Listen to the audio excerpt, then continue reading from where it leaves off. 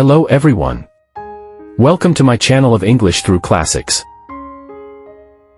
Today, I want to introduce a famous novel called The Stranger, written by a French author named Albert Camus in 1942. This book is one of the classics of modern literature and is part of a philosophy called existentialism. It explores themes like the meaning of life, death, and how people feel about the world around them. Let's take a closer look at the story of The Stranger and its main character, Massault. The story starts with Massault, a man living in Algeria, which was a French colony at the time. The first line of the book is very famous. It says, "Mother died today.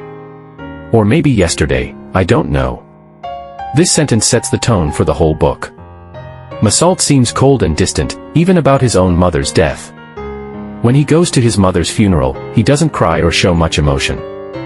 After the funeral, he goes back to his normal life. He returns to work and even starts a relationship with a woman named Marie. They swim, go to the movies, and spend time together. Massault doesn't seem to care much about anything, not even love or happiness. He just lives day by day, without much feeling. One day, Massault gets involved in a conflict. His neighbor, Raymond, has a fight with a man. Later, Massault and Raymond meet this man on a beach. It's a hot, sunny day, and Massault feels tired and irritated by the heat. Suddenly, he takes Raymond's gun and, without much thought, shoots the man. He doesn't seem to have any clear reason for doing it. This murder becomes the turning point of the story. Massault is arrested and put on trial. But during the trial, something strange happens.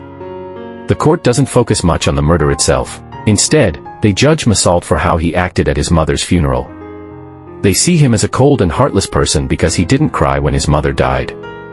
This makes them think he must be a bad person, and they use this to punish him.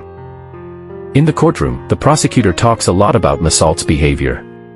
He says Massault's lack of emotion shows that he's dangerous. Even though Massault didn't plan to kill the man, the court focuses more on his personality and how he doesn't fit into society.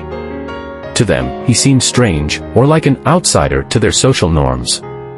Massault, on the other hand, doesn't defend himself. He stays quiet and doesn't show much emotion during the trial. He doesn't try to explain his actions or ask for forgiveness. He simply accepts what's happening to him. In the end, the court sentences him to death. But even in the face of his execution, Massault doesn't feel much fear or regret. Instead, he starts thinking about life in a different way.